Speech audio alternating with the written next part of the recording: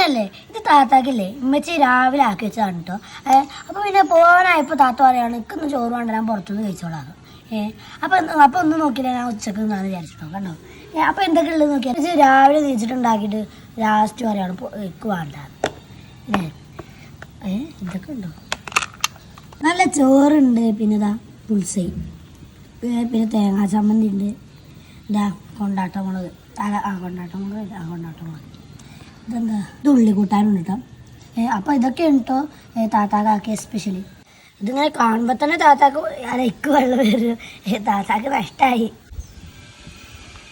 ഇത് മാത്രം തിന്ന ഒരു പ്രത്യേക ടേസ്റ്റാണ് കേട്ടോ, അടിപൊളിയാണ്.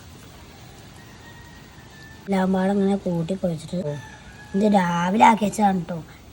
ഇപ്പോഴാണ് തുറക്കുന്നത്, കൊണ്ടുപോയില്ലല്ലോ, താത്താക്ക് നഷ്ടം. നമുക്ക് കഴിച്ചു നോക്കാം. വിസില്ല